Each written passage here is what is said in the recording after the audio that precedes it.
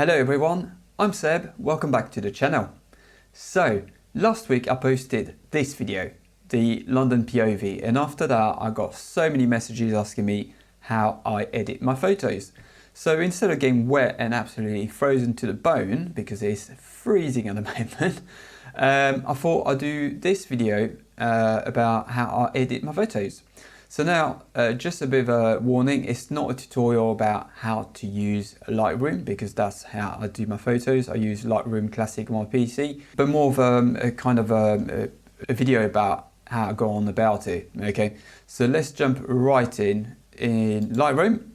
So I've picked 4 photos that did not make it in the video. They're similar to the ones that I showed you the shots of in the video, but they're not the exact same one, because otherwise it just wouldn't make any sense doing the same photos again. So all these photos are raw files taken straight out of the Xperia 1 Mark V. So when you get in Lightroom, the first thing, and that's probably my first tip for you guys, the first thing to do if you edit in Lightroom Classic on PC is to go down to your sharpening. There we go.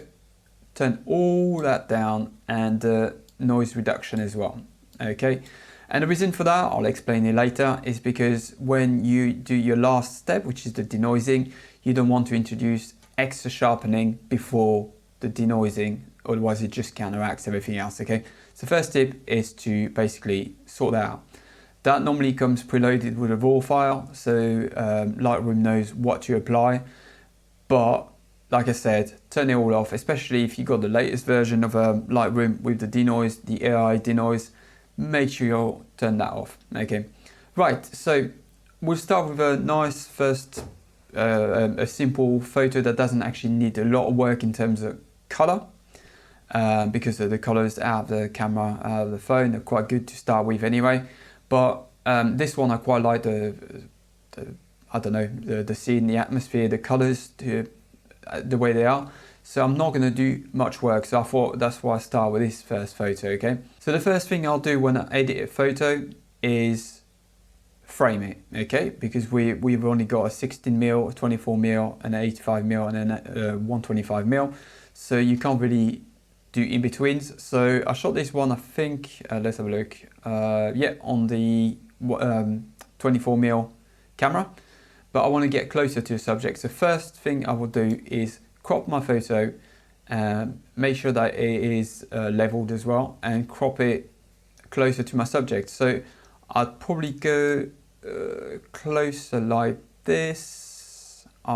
Yeah, that's going to be our frame here. Maybe a little bit, there we go. Yeah, quite happy like that, and I'm just going to level it up a bit. So that's just basic stuff, guys. That's normally the first things I'll do. Oh, that's a bit wonky actually. Let's have a look. Yeah, that's better. Then after that, what I'll do is just some basic kind of adjustments with these sliders here. So the first I'll do here, as you can see, the highlights are quite not blown, but I just want to reduce them. So I'll probably go all the way down, -100 here. So yeah, they're blown up a little bit, but nothing too major. Then I'll change the temperature a tiny little bit. I'll increase it a tiny little bit to make it a little bit more yellow. And now what I want to do, once I've got the basic kind of settings done, I just want to add some masks. So here I'll do a linear gradient. It's just to kind of make sure that your subject, which here is the van and the guy on his bike here, a weird little contraption, are the subjects, and to make sure that they're literally the main subject, we kind of frame them properly. So by doing this and reducing the exposure here like so, and doing the same again at the top and like so, we kind of draw the attention of the viewer where we want it to be. So again, I'm just going to enlarge that a bit more. There we go. Which is towards the center of the frame, okay? So yeah, I'm quite happy with that. Now at this stage, what I'll probably do is add a bit of a vignette. I love a bit of a vignette, as you've probably seen on my my previous photos. There you go. And yeah, quite happy with this so far. Let's do a before and after. Okay, so quite a bit of a difference already. Now again, to increase that sense of focus on these two subjects here, what I'll do, I'll create another mask with the brush, and I'll just select this area here and around the bike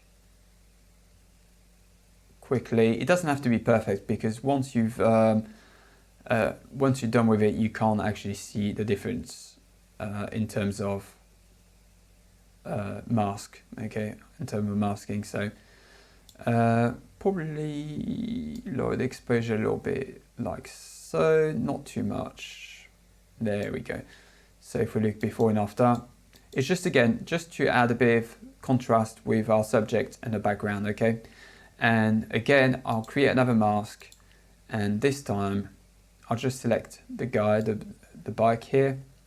Again, okay, do a quick mask, a quick selection. It doesn't have to be perfect. Obviously don't go crazy, but there we go. As long as you're happy with it, that's the main thing. And like I always say, guys, when you edit your photos as well, there's no right or wrong way to do it. Is how you decide to do it. At the end of the day, you take the picture, you edit it. It's your old picture. You do what you want to do with it. Okay.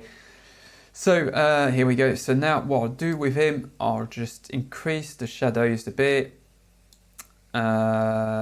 We'll probably actually increase the temperature a little bit to give it a bit more. There we go, a bit more yellow in the, well, a little bit less though, to be fair. There we go. And we're gonna increase the contrast a little tiny bit. And let's have a look before and after. There we go. Well, we probably went a bit crazy here with the temperature, so I'll decrease that a little bit. There we go. So, yeah, happy with that. Then now what I'll probably do here is, again, select my brush tool and increase that, and just swipe across both of my subjects and the road here. And what I want to do here is to give them again even more contrast. But when I say that, is what I mean is more kind of visibility, more prominence in the shot. And to do so, what I'll do, I'll increase the clarity and the dehaze. So if we dehaze it a bit, that way, add a bit of clarity.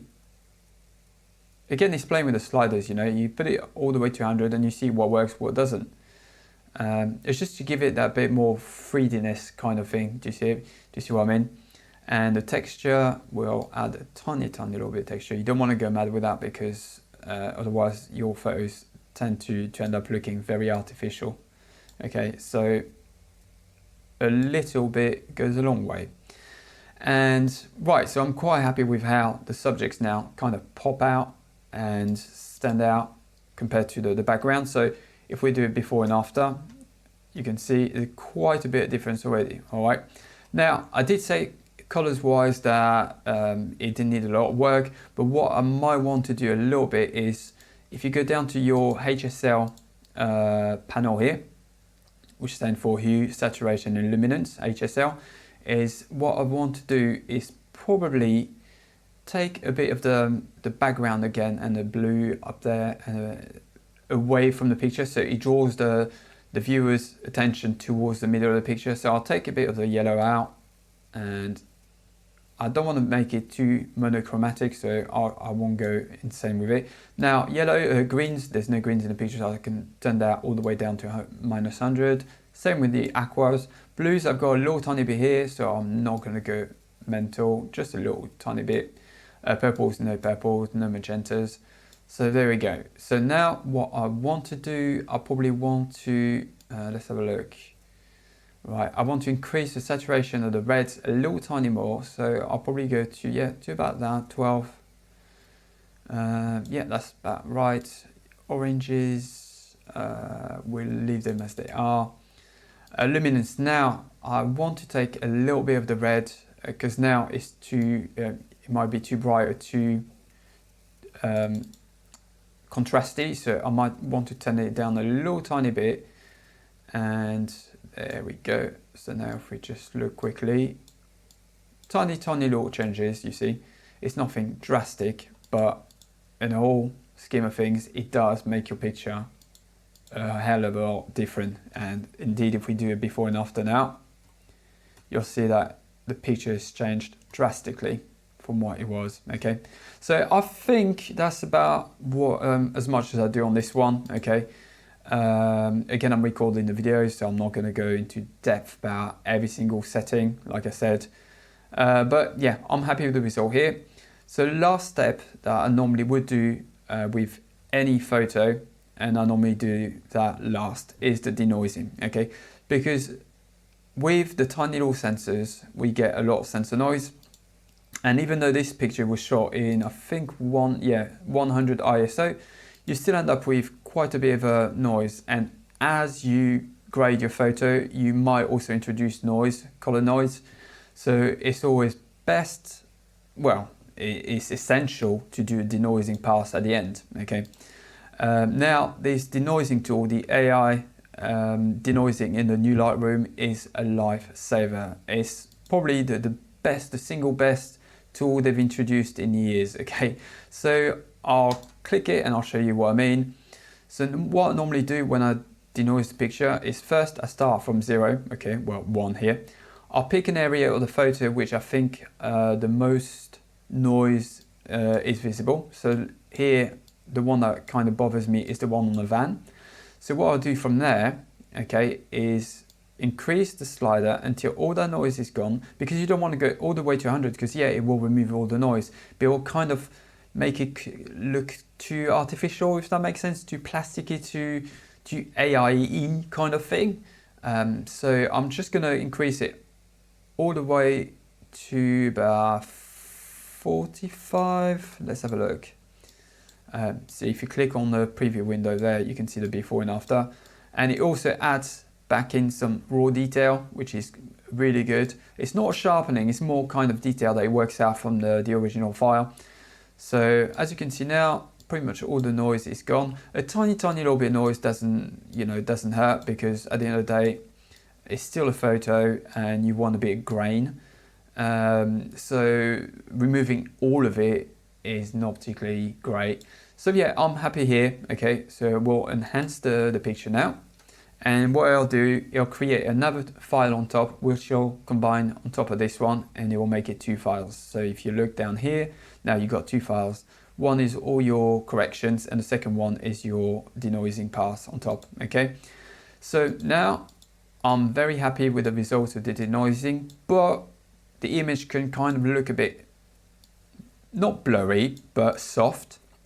And that's because we turned all the sharpening off earlier on. Okay, so now what you want to do is turn it back to 2, let's say, and by holding Alt on your keyboard and going to masking and go all the way up. Okay, basically white means that everything will get sharpened and black means nothing will get sharpened. So what you want to do is not add sharpening to what doesn't need sharpening. So you go up until you see the outlines of everything without, like, I don't know, if you got a sky, you don't particularly want to, all the blues to be sharpened. They don't need to be. You just want the edges of your clouds, for example. Okay, same principle here. What I want is this. I can't hold and show you, but in the middle there, I don't want this color here to be sharpened. I just want the outline of the design and the outline of the bike itself, you see. So if I go back now to my masking, I don't want the middle bit to be sharpened. So I'll increase it until about 86 here, and then what I'm going to do is crank that up all the way to about 85. That looks fine to me. And now you've got a nice crisp photo, but not over sharpened. It still looks natural, because that's what you want. You don't want those artificially sharpened pictures that just looks awful. Okay, and to me that's perfect here. I'm quite happy with the result.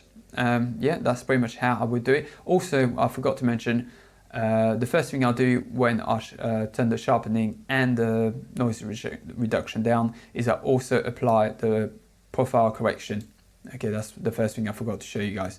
But all it does is basically counteract the distortion that can be introduced when you take your shots. Your camera, your phone's got a profile already embedded in the raw file. So when you click that button, it will automatically do your correction. It's not the end of the world if you don't do it, because it doesn't add a lot. But in certain situations, especially if you film, if you shoot in 16mm, it will make quite a bit of difference. So make sure you always enable it, and then you're sorted. Chromatic aberration, to be honest, it doesn't really make any difference, and I'd rather sort out that with my HSL if needs be anyway. But yeah, that's pretty much it for this first picture. Again, not a lot of work on the colors, just more of the masking side of things, and that's what results I end up with. Now onto the second photo. So this one, again, we'll do what I said earlier. First thing is turn the sharpening all the way down, and denoising as well, and we're left with this. So you can see quite a noisy photo, but that's normal, nothing to be worried about. And the reason why this photo didn't make it to last week's vlog is because it wasn't completely in focus. I mean, well, it was in focus, but I think the shutter speed was a bit too low, and that's why she was a little bit blurry, but nothing that we can't fix a bit later on with a bit of sharpening. But the point of the video is not to show you the best shot, is to how I edit my photos. Okay, so on this one, I would like ideally to do a teal and orange kind of edit. These days, that's I've got a few different types of edits. I like my teal and oranges. I like my monochromatic with a singular color, prominent color that stands out, and the vintagey kind of look. So that's probably the three types of edits that I veer towards these days. So for this one, first of all, I'll do my here we go. So enable profile correction. See here, it made a little bit of difference. Okay, towards the middle. So yeah, so we've turned our sharpening off, we turned our denoising off, and we've done our profile correction. So first I'm just going to do some basic edits, then I'm going to do some masking, and then I'll work on the colors themselves. Okay, so first I'll probably boost the contrast a little bit on this one. Okay, again with the sliders, just play with them. I don't do it, I don't have a recipe written down somewhere. Each photo is different. Okay, and that's why when I see a lot of people using presets are a great start, but if you're going to use a preset, make sure that you tweak it to your photo. Don't just slap a filter, a preset on and call it a day, because more often than not, it's not going to look right. It's not going to look great. Okay, so they're good as a starting point. They're good to help you out, to give you a vision how you want your photo. And in the long run, as you practice, you end up knowing before you take the photo what type of edit you're going to slap onto at the end. Okay, hence this one, I knew that teal and orange would look great. Again, that's because what I'm into these days. All right, and you might think that monochromatic, like black and white, might be the best way to do it. It's down to you.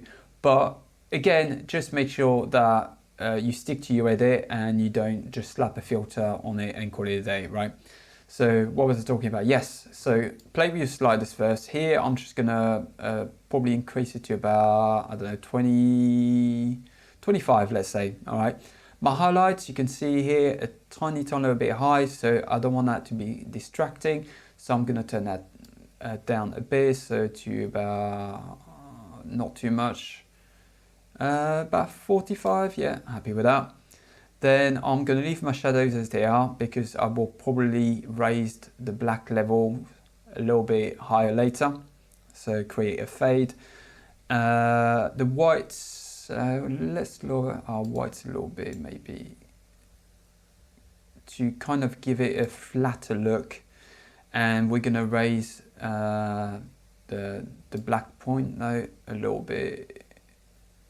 There you go. Again, to kind of flatten the photo, so I make it not flat, but kind of a more basic photo. I don't know how to explain it.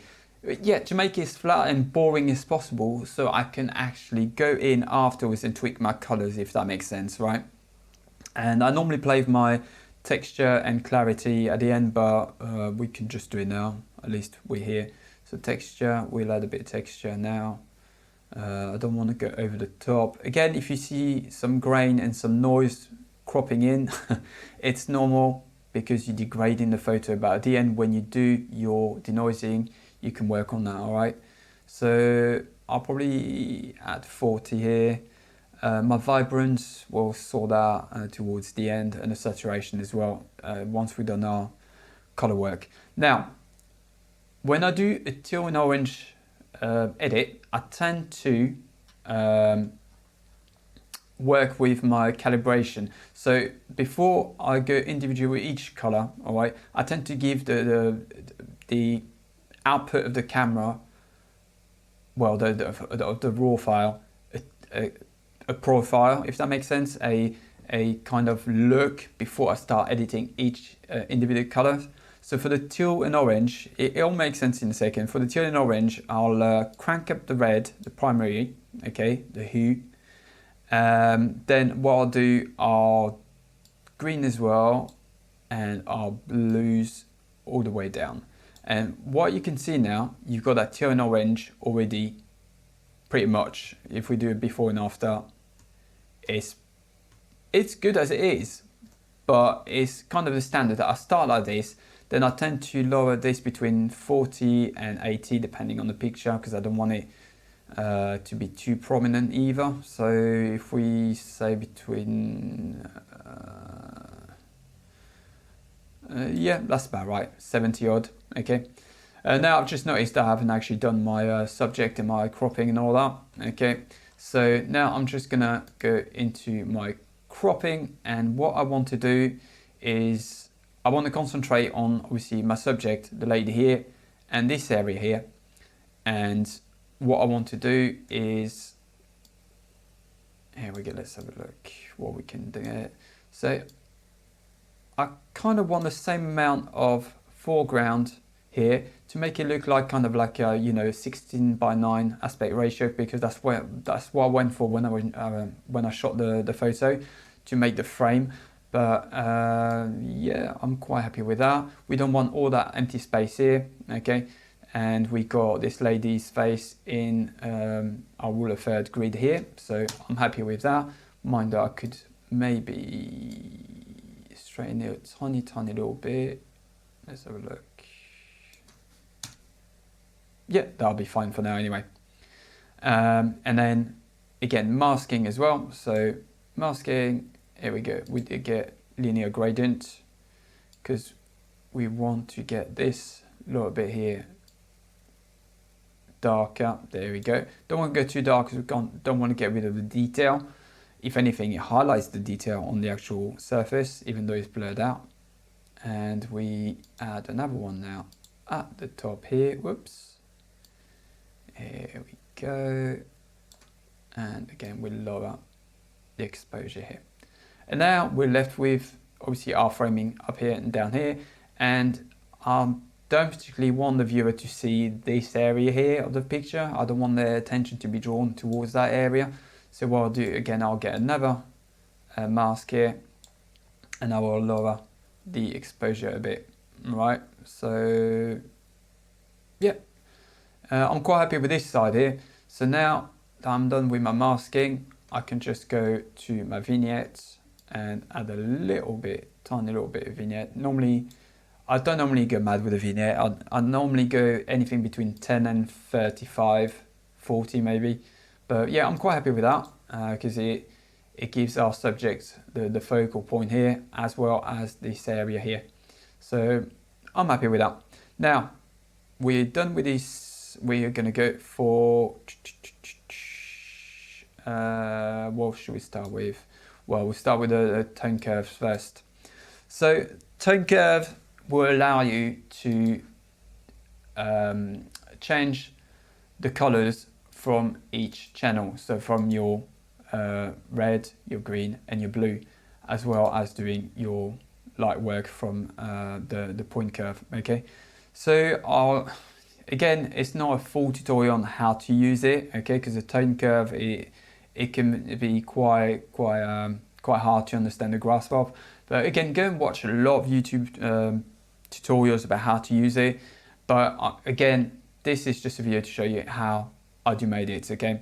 So the first one that I'll do is just to add, here we go, 1, 2, 3. I normally tend to add 3 points, okay? Long story short, your highlights are here, your shadows, your what do you call them?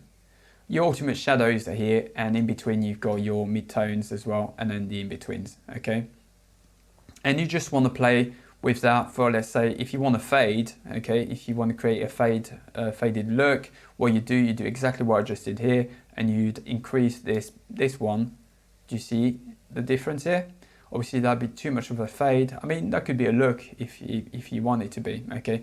But I tend to go lower than that, so I don't know, probably about 25 works for me here, okay? Then I'll probably go for, let's have a look. It's a lot of kind of play by ear sort of thing. You look where it looks good, and you tend to want to do what we call an S shape, okay? It doesn't work for every single picture, but it kind of adds to the overall look, if that makes sense. So let's have a look. It's tiny little adjustments make a lot of difference, guys. So just make sure, see, that's what I was saying. The S curve is kind of an S here. And if we just do a before and after, you see that we've already made massive changes, even though we've moved a tiny little, the points a tiny little bit here. So play with the tone curve, go and watch some tutorials on what each settings does, okay? But it's really important, especially if you get into photo editing, you'll have to grasp the tone curve as well as the HSL mixer down here, which is probably, these two settings are what make 90% of your photo, basically, okay? What did that reset itself to that? There we go. I like having me 3 panels here. Right, now we're gonna jump onto the red channel. So now the idea here is to change individual colors. So you can see towards here, you've got the reds, and obviously the opposite of red is that teal, okay, that blue tint. With the green, it's the same. You've got the opposite color. And the aim here is to change your different points on the line, on the curve, to shift the colors to another color, okay? So I'm just gonna get going, let's say with 1, 2, 3. Again, I normally do a 5 point. I mean, you can add as many points as you want, but the more points you put, the more granular you can be with it. But 5 is normally enough, okay? So let's have a look. So if we change this one, so that's my shadows. So maybe, let's have a look. So my reds, I want them probably lower than that. There we go. Yeah, happy with that. Then I'll probably just, I'm happy with those. I'll probably go to 200 something. So now I'm just slightly changing the highlights, and it's quite hard to talk to you through it, because it's more of a, you look at the screen and you look at what looks good and what doesn't. It's hard to explain really, but you play with it, you know, and if like here, right, if I did this, it just looks odd, doesn't it? And that also looks really odd. So it's about finding the right balance, and what looks great, what works, what doesn't, and setting with it. And then sometimes you do your edit, and because you've been staring at a screen for too long, you tend to kind of get, not colorblind, but go in and get a coffee, go, you know, in another room for 5 minutes and come back to your edit and start again. Not start again, but carry on with your edit. And it helps because sometimes by staring at the same colors all the time, your eyes get used to it, you know. So yeah, I think that's me done for the reds here. For my greens, I'll probably go for, again, I'll just do 3 points, 1, 2, 3, and I'll just play it by ear and just look at what, because obviously my edit, I wanted to go towards the teal and orange, like we said, all right?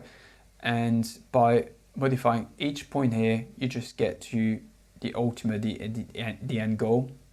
So right now, so if we move our greens probably towards the magenta a bit,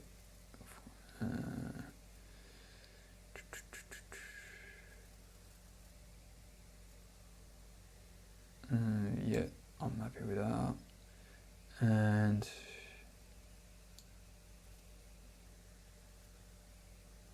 maybe slightly more. Yep. And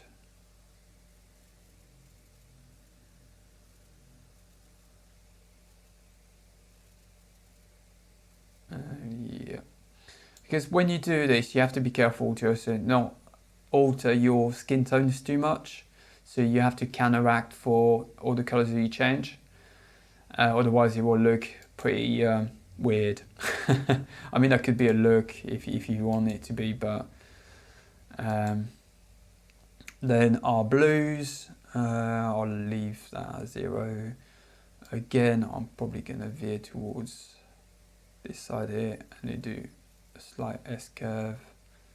Yeah, happy with that.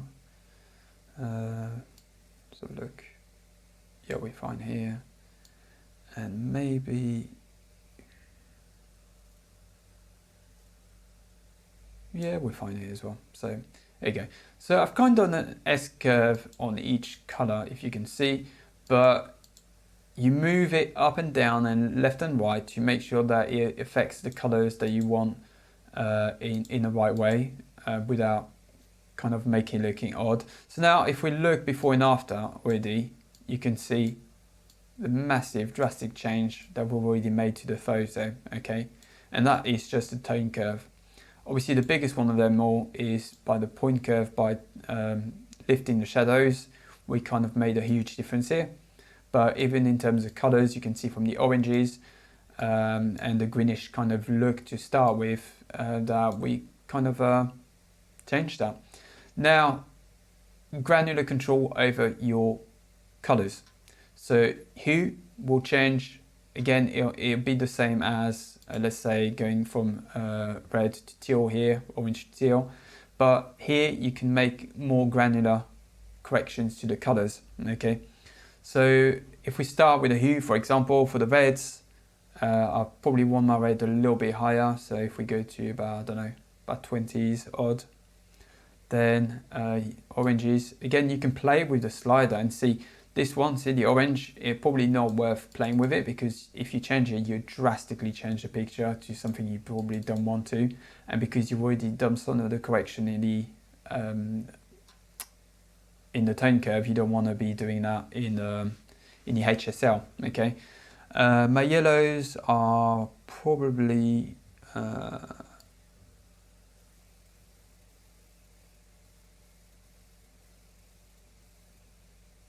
yeah, I'll probably leave them as they are, to be honest.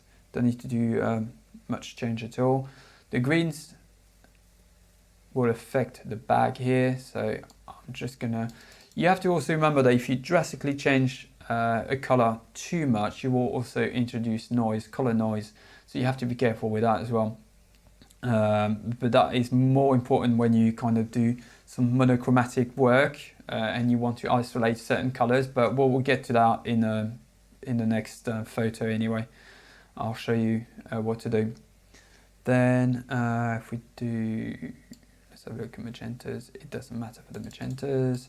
See, it's just a case of getting your slider and see what does what to the photo. See, these ones, the blue ones, do actually affect the picture quite drastically, so you work with it. I kind of like, yeah, -15 here, and the aquas, no, we'll leave them at 0. Once you've done your, there you go, so we can just do a before and after, and it's not drastic, okay, but that's just a huge. Then the saturation. Now, how much saturation you want to give each color. So again, this one is just a matter of going with a slider. See, this one will affect your skin tone, so you don't want to go overboard. Now, if you look at a face, it might be a little bit too saturated there, so I'm just going to give minus, I don't know, yeah, -8, that works. Then if we do for the oranges, so that's your oranges in the leaves and in the reflection of the building, maybe we'll boost them a little bit, +5, if I can get +5, there you go. Then we got our yellows. That doesn't change anything, so we'll just put it down to -100. If the color doesn't show up on here, or it doesn't make a huge difference, I normally tend to just minus it to 100, because at least it's one less color to worry about with the color noise. For our greens, let's have a look. So that will be the bag here, so we'll just leave it as it is. Our aquas, let's have a look. So that will be kind of, if you look at the bag here that she's holding, the Aldi bag, it'll affect that mostly, as well as the pavement a little bit. So as it is, it's a bit too saturated for my lighting. So I'll probably, I don't know, drop it down to -25. Next one, purple, blue. Okay, so this one makes a huge difference, guys. So we're gonna, let's have a look.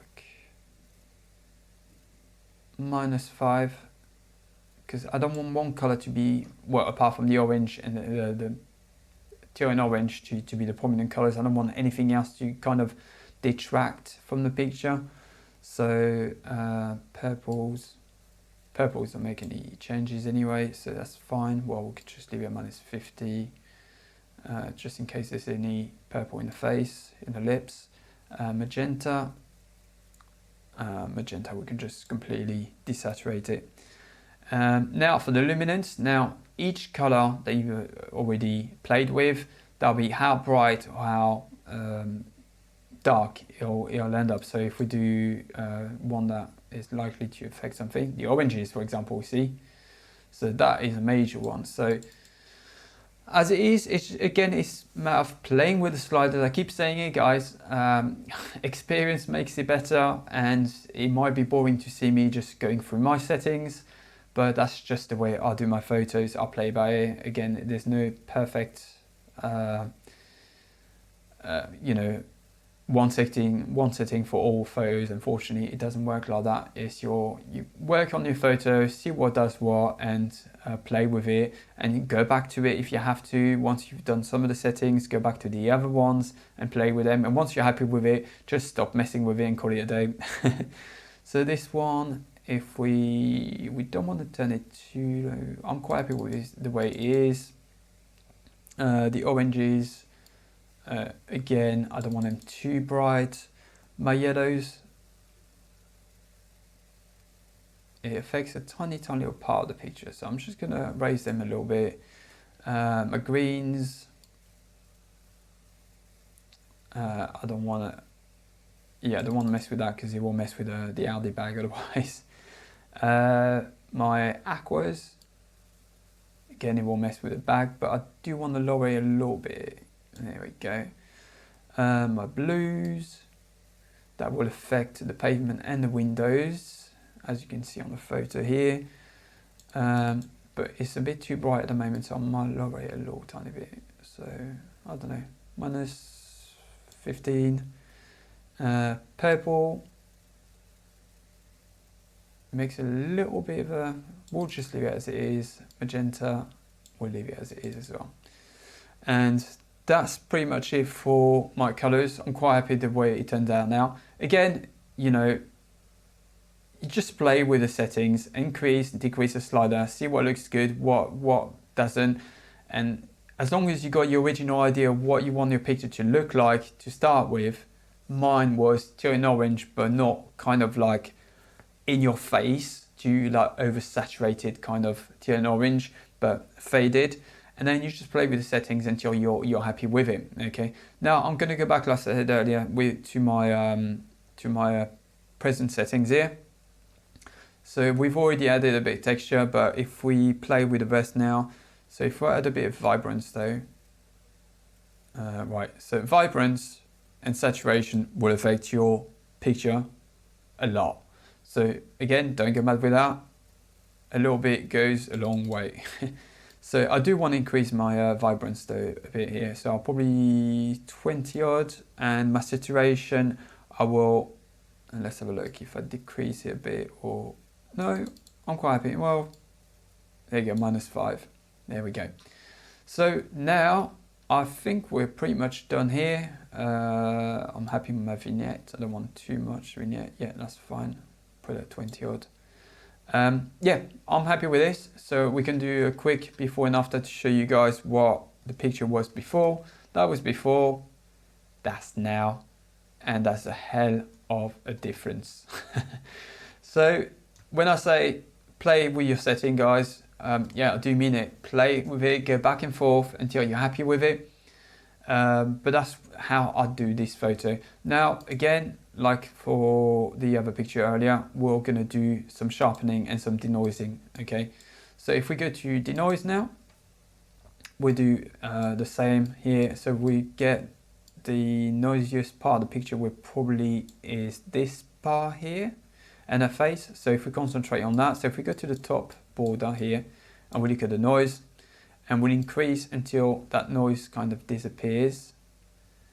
And we're probably, I wouldn't go anywhere past 60.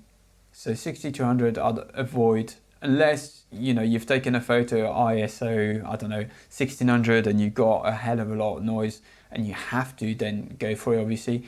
But I'd stay away. Maximum I'd go is between 50 and 60. That's the big maximum I'd go to. In this instance, let's have a look at her face now. There's lady's face here. Where is she? There she is. So, oops. Right. Yeah, about 45 I'm happy with. It gets rid of most of the noise. So if we do maybe a little bit more. There you go, before and after. Yeah, that's fine. So we enhance the picture now. And we just wait for the file to be generated. There we are. So now you can see the photo is pretty much 90% noise free, okay? And whatever is left of the noise could look like camera grain anyway, photo grain, film grain. And what we're left to do now is to add some sharpening to it. So again, same technique. I'm just going to turn the sharpening on by putting it to 1 or 2 or 3 or whatever. And then I hold Alt down and I'll increase my mask to see what I want. So obviously I don't want everything to be sharpened. I just want the outlines of everything. So we're looking about 85 here. And if we now increase it to about 80, let's have a look. Because you don't want to increase it too much and reintroduce noise again. So I think we're good here, about 81. Yeah, I'm happy with that. Obviously, if you enlarge it to 200%, you will see the flaws, because at the end of the day, you're still taking photos on the phone and not on a digital SLR. But yeah, no, quite happy with the result here. So 100%, let's have a look. Yep, happy with it. And that's the end result. Now for the next photo. So normally when I take photos in the tube station of trains, there's not that many colors, especially this one is quite dark in there. So what I tend to go for edit-wise is to go for the monochromatic look, but with like a standout, like a few colors that stand out. So let's get into it. So again, what we did with the others, first we enable the profile correction, then we turn our luminance and color denoising and our sharpening all the way down. So now that's done. Then also I want to crop my photo to a more pleasing kind of shot. So if I quite like this here because it's in focus, as you can see, because we've got a blurred train with low shutter speed shot in front of this lady here. So I'll be our main subject, then our second subject on the second plane will be the train, the tube, and on our third plane we'll have these people in the background in front of the monument tube logo. So if we crop our photo here, probably to, I don't know, it's just a matter of playing. Normally when you crop, you see what it's going to look like on the left hand side here. So I'm quite happy with that because I still want to see the sign here. Let's have a look. Yeah. Let's have a look. So if we do, yep, happy with that. So that's our first kind of step, all right. So cropping, then what I'm going to do after that is play with my basic settings. So temperature, I might want to lower that a little bit to make it a little bit cooler.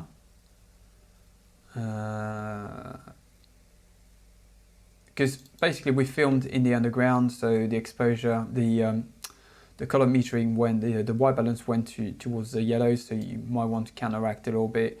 So if I go towards the blues, so yeah, to give you your white balance a more neutral kind of look. My tint, let's have a look. Because normally when I change the white balance, I also alter the tint a little bit, but in this case, it's pretty spot on. So I'll leave it as it is anyway. Well, my +10 is fine. My exposure is fine, but we're going to work on the highlights in a second. So we're going to lower the highlights a bit, just a tiny little bit, -20. We're going to increase the contrast to a little bit more, to give it a bit of pop. So +33, happy. I'm going to lift my shadows a tiny little bit, so you can get slightly more detail in the jacket here. So you see what I mean? Okay, so I don't want a lot, but just a little bit. And I'm going to reduce my whites by probably about just a little bit to take the edge off the white a little bit. -10, yeah. And now our crushed dark points, we're gonna yeah, we'll just leave it as that. Now clarity, let's have a look. See, that can affect the picture a lot, so you don't want to mess with the clarity too much. Normally clarity don't go anything above 20 to 30 because otherwise it affects your photo too much. Here I'm just going to leave it as that, +20. I'm going to apply a bit of dehaze though, to kind of give the train a bit of contrast and my subject a bit of contrast here. Yeah, happy with that. And texture, no, I'm not going to touch the texture too much. You can see there's quite a bit of noise here as well. Again, it was in low light. I shot it 100, but yeah, again, there'll be a bit of work with the denoising to do at the end. So far, that's what we've done. Okay, not much, but we just altered, we've given the image a crop, a bit of pop, and a bit more contrast, because I wanted the colors to, the most prominent colors, so the blue, the reds, and the skin tones, more prominence, more pop. So when I remove the rest of the colors, those colors stay and just jump in your face sort of thing. So then what I'm going to do, I'm going to go down now to the tone curve, and because we're removing the colors rather than shifting colors, we're not going to play with the RGB here, the tone curves, but what I want to show you though, that you can play with the parametric curve as well. So you can use these settings at the top here, or you can also be more granular and use this curve here, but you can use it with the sliders as well as the curve itself by introducing a point on here. So I'll just show you quickly. Here, if we do, I don't know, see if you want your, actually, yeah, I'll give it a bit more pop by adding a little bit more light here. My dark, let's have a look. Don't want to mess too much with it. I just want to show you guys what it does, but it's just to show you what you can do with this. You can achieve the same result by playing with your tone curve as well, with your point curve here, as well as with your highlight shadows, whites and blacks down here with your exposure. So once it's done, what I do, I jump straight to my HSL, my hue, saturation, luminance, and now I'm gonna go color by color and delete what I don't want to be in the photo. Now, like we said, there's only a few colors that stand out here, and the other ones that distract from the actual photo we're gonna remove.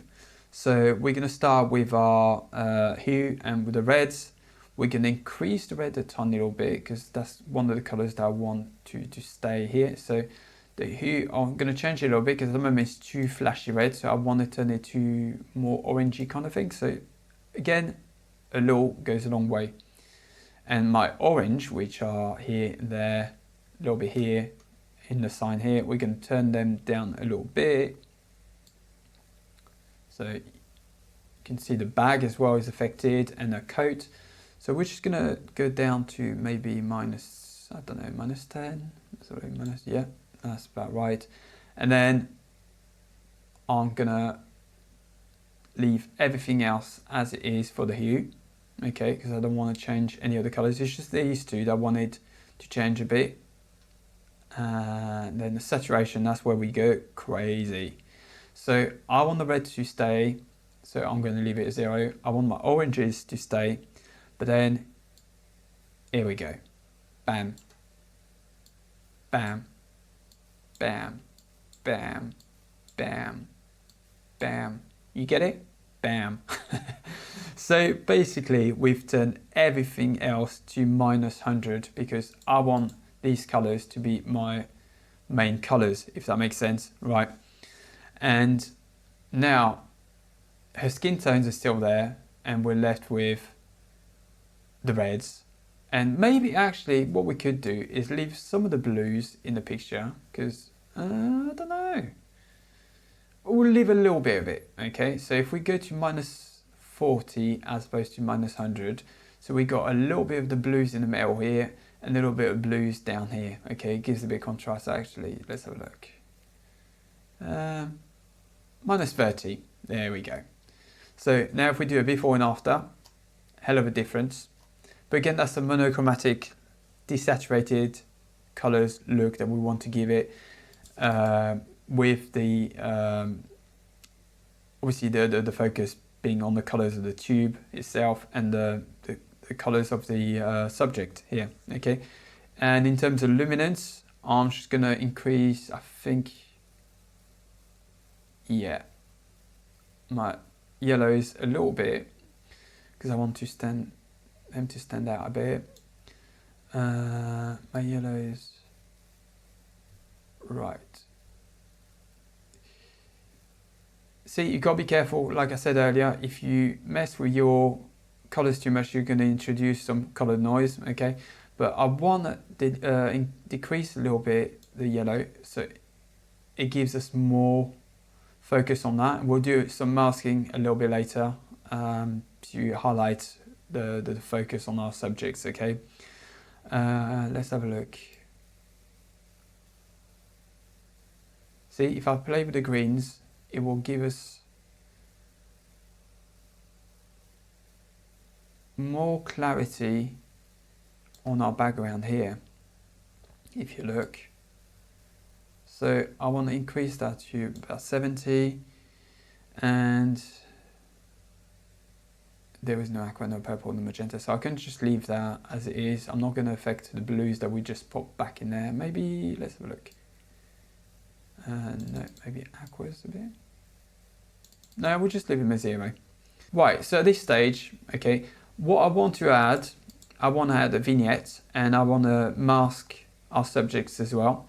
And then I'll go back to the color grading through the color wheels, and I'll show you how you do it because we haven't touched the color wheels yet. So if we do a bit of masking first, so I'm gonna actually first, what I want to do is add a bit of vignette. So if let's have a look. About 35 is right. And now what I want to do is,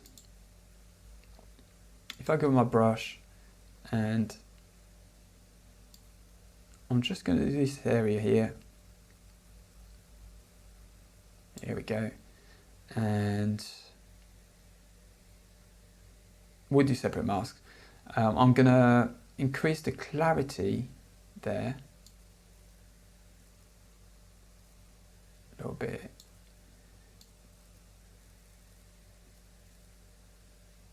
Dehaze it a little bit. And add a little tiny bit of texture. Okay, so let's have a look now. Yeah, that's fine. It's just to add a bit more focus to this area of the picture. And now if we do another mask, and I'll do this lady here. Again, masks, okay, they don't have to be perfect. If you were changing colors and messing with colors, yeah, you might have to be more precise, but as we're doing some work on burning the light on the subject, we don't really need to be that precise. Right, so we increase the shadows a little bit. Here we go to about 15. And I'll add a bit of clarity to it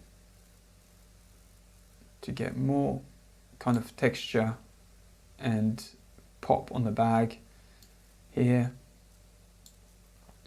Yeah, I'm happy with that. Let's have a look. Yeah, that's fine.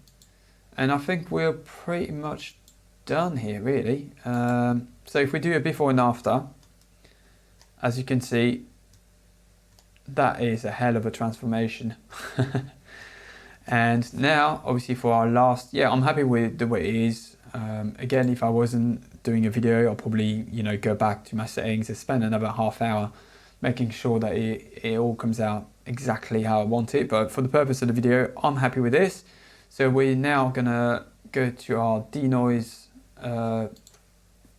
plugin here. Again, we'll take it to 0 and we'll find our noisiest part of the picture. To be fair, it's fairly noisy everywhere. But if we go to this area here and we just turn it up until about 50 odd, seems okay. If we check the top of the train, actually, where's the top of the train? That's the top of the train here. Yeah, it's done a good enough job for me. I'm happy with that. And if we go to the roof, that tire here looks quite noisy. Yeah, it's done a fantastic job here at reducing all the color noise. And our subject is not noisy either. I'm happy with that. So 53 it is. We click enhance, we wait for it to do its magic here. It's now done. And right, yeah, that's perfect. Now obviously we've lost a little bit of sharpness, which will now obviously reintroduce. So again, turn your sharpness on, out, and with your keyboard, with your mouse, you just go up and down until you see what you want. So I want a tiny little bit of sharpening in the hair as well, and in the details here. So I'll just make sure that on the mask, see if I put it to 100, we lose out on this area in the hair. So if we turn it down until we get enough there, so about about 80 odd. Normally the mask is good masking if you do about 80 odd, between 70 and 80, I'd say. If that's the result that you want, obviously if you want everything sharpened, then yeah, leave it as a low value. But as a general rule, I'd say leave it between 70 and 85. And then now for the sharpening, the amount of sharpening, we'll turn it up now to about 85 again. So yeah, got all the detail back in a bag here. We got detail back in the sign here, and we got detail in our subject. Bear in mind that's the reason why this shot didn't make it in last week's vlog, is because as I was doing a low shutter speed, she slightly moved her head, hence why it's a bit blurry here. So you would never get back some of the detail that we lost here. Unlike the back where it's nice and crisp and sharp, and the sign here and the back here. But yeah, she moved it a tiny little bit, hence why I didn't make it. But yeah, for the purpose of the video and the way that I edit the photos, that's how I would edit this photo. Now, sorry guys, there's another thing that I forgot actually that I would have done to the photo, and I completely forgot. Again, that's because I'm recording this vlog and I can't multitask well, I can't really curse, can I? But yeah, what I would do is also add a fade to this photo. So if we go back to our tone curve and we go to our point curve here, again, I'll add 3 points on the curve, and the last the point in the shadows here, I'll raise that up like we've done in the previous photos to introduce a fade. Okay, so don't go mad, but I think between 15 and 25 looks good. I'll probably stick with this 122 here, and you can see that made quite a difference. Okay, and this is how I would do this photo. All right, so yeah, I completely forgot to do that, and I just realized, I thought I'd add this to the video. Now for our last photo, this one again, it's not one I made it in last week's vlog. There was a very similar one, but it was better framed with better subject. But again, for the purpose of this video, that'll be absolutely fine. This one, I wanted to show you another editing style that I'm going for these days, and it's more like the vintagey kind of old film look. So slightly desaturated with more muted colors and slightly brighter color tones kind of thing.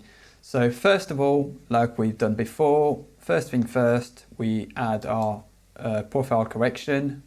Then we eliminate all the sharpening and the denoising going on, and then we go onto our framing. So first, as you can see, it's not framed properly. So what we'd do first is make sure that the photo is centered for this one. Let's have a look. I want to keep as much of our subject at the front here as possible, even if that means cutting up a bit of St. Paul's at the bottom. And yep, I'm happy with this. So first, what I'm going to do is do my masking and my vignetting and all that. So first, I'm going to put my vignette up so I can see what I'm working with here. Minus 35 is fine. You don't have to use vignette, it's just I love a bit of vignette. Okay, everyone is different. I won't put a vignette on everything. Some shots don't need it, especially if you've got bright shots around your frame. If it's a very bright shot to start with, I don't know, it all depends on the shot. Try it. If you don't like it, don't use it. If you like it, use it. Like I said, it's your shot, you do what you want with it. There's no right way or wrong way to do it. Okay, so I'm happy with that. Now, what I'm not happy with at the moment is my subject here being too dark, but we're gonna work around that with the basic tools here, and then we'll go around with more masking if needs be. So first, when I work with wanting a vintage look, I will make the photo quite warm to start with. So here, the camera decided to shoot at 5900 Kelvin, but I want to increase it to, I don't know, about quite warm. I think 8800 is fine. Yeah, so it's quite warm.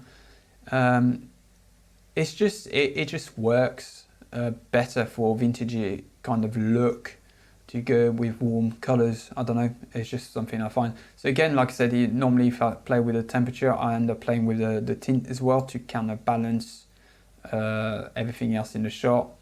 So this one I'm gonna go with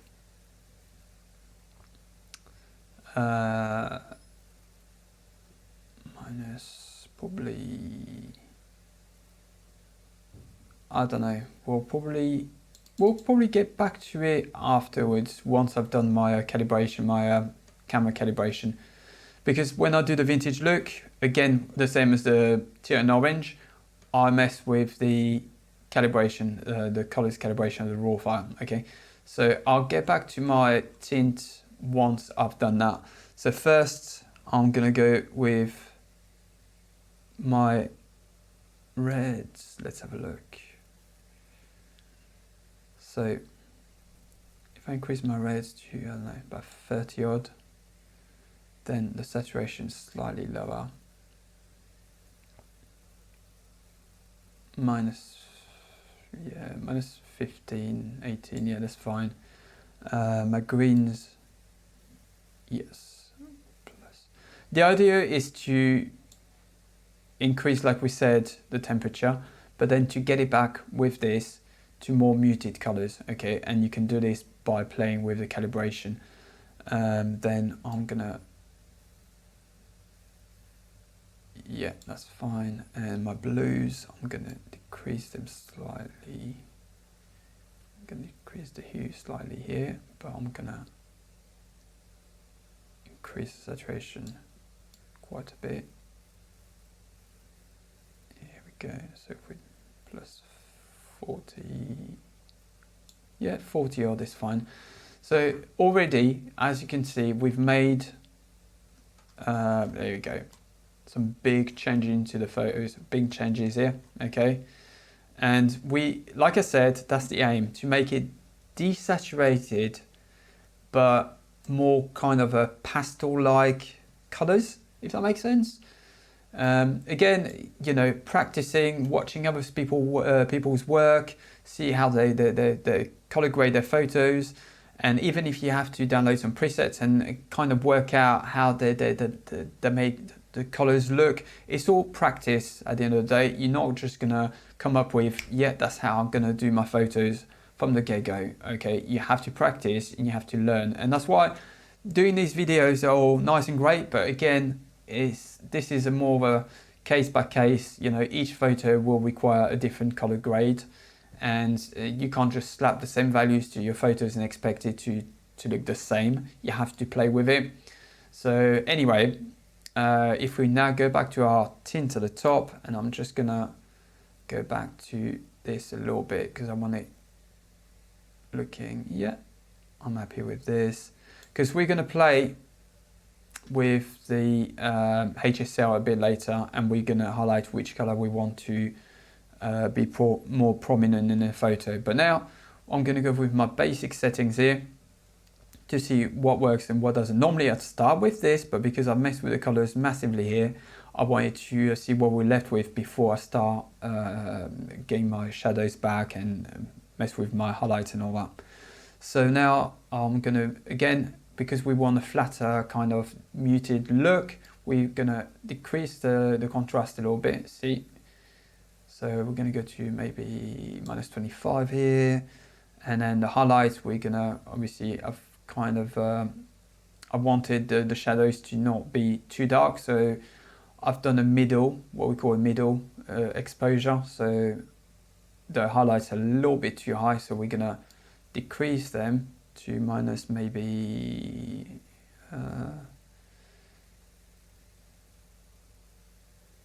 minus 80 is fine, yeah. Our shadows, we're going to push our shadows now because obviously our subject here at the front, we want it to be showing up a bit more, so we're going to increase that to, yeah, that's fine. Yeah, we don't want to increase too much because we've lost quite a bit of detail anyway, so we're not going to recover that. But that's fine, that's absolutely fine. Our whites, let's have a look. If we make the picture a little bit brighter by, no, we're fine as it is. And the blacks, let's have a look. Yeah, we might as well crush them a little bit. No, actually no. I'll do a fade on that. So yeah, so increase the blacks to 10. Yeah, so we lost detail in the shadows anyway, but it doesn't matter because we're going to go for a fade, and when you introduce the fade to the picture, it will kind of crush those details anyway, at least in the shadows. So that's fine. We'll leave it as is. Now I'm happy with that. What I'm going to do now, I'm going to play a bit with the vibrance though. I'm going to add a bit of vibrance. Yeah, that's fine. And a bit of saturation. No, I'm going to reduce the saturation a bit. Just a little bit, tiny little touch, because we're going to introduce more colors in a second. Right, so far, this is how we got. So there you go. We've got the vintagey kind of look already, okay? That filmic look sort of thing, you know, old vintage style. So yeah, happy with that, but there's more work to be done yet. So now we're going to jump onto the curve. So if we use this one again like we did earlier, so if we, I don't know, if we reduce the highlights a little bit on here, I'm going to do a quick little S-curve on this, just to see what works, what doesn't, and see where we get from there. There we go, and then more shadows. Yeah, to increase a bit of vignetting there. Here we go. Let's have a look. Yeah. Okay. Yeah, happy with that. That's fine. Now, if we go to our point curve, and now we're going to do our usual 5 points here. In the middle, whoop, come on, and one here. And let's start with the star. So if we do a little quick S-curve here.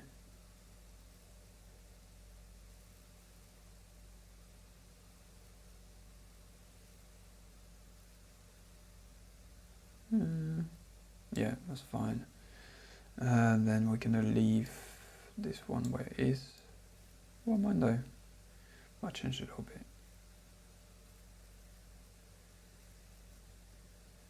Yeah. And then our midtones done. So now. Sorry, yeah. It's just a matter of literally playing with it and see what works, what doesn't, guys. It's not science. It's try, see what works and what doesn't. The goal here is to make your picture balanced kind of thing. And if you look now, oops, okay, is what we do in the first part is the basic correction, the basic correction, and then after that you just stylize your photo with your tone curve and with your HSL. So you make it, I don't want to say perfect, but you make it as plain, as perfect as possible, and then you stylize after. With a vintage look comes muted colors, bright highlights, and lifted shadows a bit, and that's exactly what I'm doing here with the point curve. Okay, I'm not going to play with the colors on the tone curve anyway on this one, because I don't want to shift colors from one side to the other. I just want slightly alter each color and how saturated they look and how bright they are. Okay, so we're going to start with the HSL here. So the reds, we haven't got many reds here, but what we have of it, we just want to leave it as red. Then our oranges, let's have a look. Yeah, they're fine. Yellows, now the yellows, might want to make, that's where you separate your different subjects, you see, by kind of changing the colors. So obviously, St. Paul's here, I want it to detach itself. I don't want it to be just looking white, okay? So we're gonna do that. Then our greens, there's quite a bit of greens here, but see that bit of glass on the other side on each side here of the frame. So we're gonna increase that a little bit. Yeah. Then our aquas, again, is our sky and our glass. So we're gonna increase that. Yeah, 47, happy with that. Then our blues.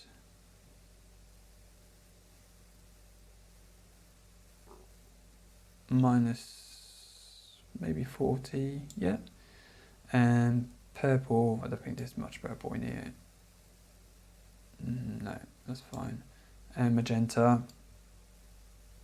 we ain't got any magenta, we'll just leave it as it is. Then if we move on to the saturation, so now, again, we try to make the colors as equal as possible. Well, at least the ones I wanted to not stand out. So my reds, as you can see here, the cranes in the background, I don't want them to stand out too much. So I'm going to decrease that to maybe 35, minus 35. Our oranges now, that will kind of affect the crane a bit, but it will also affect St. Paul's. So I'll increase that. Now, the yellows, we're gonna decrease that a little bit. Our greens, yeah, we're gonna desaturate them. Our aquas,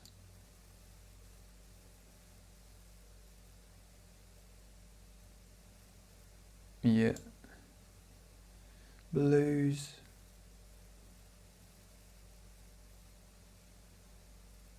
minus 30 is fine. And our purples, it doesn't matter. I'm just gonna, yeah, that's fine. And luminance, we're not gonna make any major changes really, but the yellows, we're gonna make St. Paul's a bit more kind of prominent here than it is currently. So minus 50, yeah, that's fine.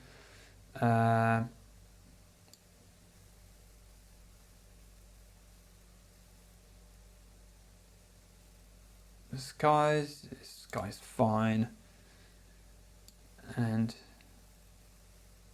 make it slightly darker here, this one, and these don't matter too much. And I think we're kind of pretty much there, to be honest. Let's have a look. So that's what we started with, that's where we're at now. And what we can do now though is let's go back to our tints a bit.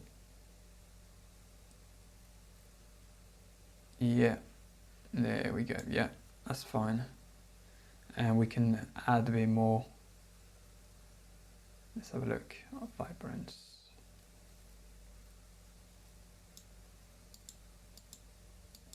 Yeah, I'm quite happy as it is at the moment. So now what I'm gonna do, I'm just gonna maybe mask my subject at the bottom here. So I'm gonna grab my brush and highlight this guy down here and quick mask. Okay, I'm not gonna spend too much time on him, and raise the shadows a little bit, not too much because we've already lost quite a bit, and contrast a little tiny bit, and a bit of clarity.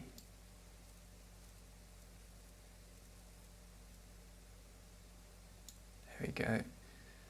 And I think we're there really, to be honest. Yeah, so before, after. So it's different, it's kind of like a vintagey kind of look. Well, ultimately it does have a bit of teal and orange, but that's due to the way that the photo is, with the blue glass here and the oranges of St. Paul's and the cranes and the blue sky. But it's not intentional, it wasn't not meant to be a teal and orange, it's more a vintage look by desaturating everything and just making everything kind of leveled and kind of pastel-like, if you like, okay? But now, final step, we're just gonna, what we could do actually, no, I'm quite happy with it. I was gonna add a bit of color with the color wheels, but I'm just gonna leave that out for this one. I'll denoise now, and again we're just gonna pick the noisiest part of the picture, which is probably our bloke down here. So if we go to 0 and just increase it until we get rid of most of the noise, and this one will probably be on the, there we go, enhance, We'll just let it do its work up here. There we go, all done. So most of the noise is now gone. So again, what we'll do, sharpen the picture, Alt, and let's have a look. Yeah, happy with that. And then we're just going to increase it to about 80 odd. And there we go. And then we've got our detail back. Okay. So now what we could do to this one is, like I said earlier, if you wanted to, you could introduce a fade if you wanted to. So we could do that. So it doesn't highlight the fact that it's lost a lot of details. So maybe up to 30 here, and we could potentially, actually, let's have a look. No, I'll probably do it here. I'll probably just add a bit more contrast, to be fair, rather than taking it away. And yeah, down to 0. There you go. Well, done. And so that was, you can actually see what your previous picture was by clicking on the icon here, on the one of two, and it splits the picture with 2 pictures. So that's all your edit, and that's your denoise pass on top. So now if we do a before and after, and if you want to go back to your original picture, you just click back on your number down here, and then that's it, and you got your final picture. Right, I think that's me done now for photo editing. I think this video is going to be quite a long one. There's no short way to edit photos at the end of the day. So that's my process anyway. That's how I edit my photos. That's how I go through each panel and decide what I want. Again, like I said before, it's a matter of going photo by photo. Not every single photo will be the same. Yes, there are starting points, obviously, with your calibration down here, whether you want the turn orange, if you want the vintagey look kind of thing. But yeah, I hope I haven't bored you to death, because it's so hard to do a photo editing video, because again, it's not going to apply to your photos. It's only going to apply to the ones that I'm currently editing. But at least that gives you an insight on how I do it, and then you can then go and practice with your own photos and see what works and what doesn't.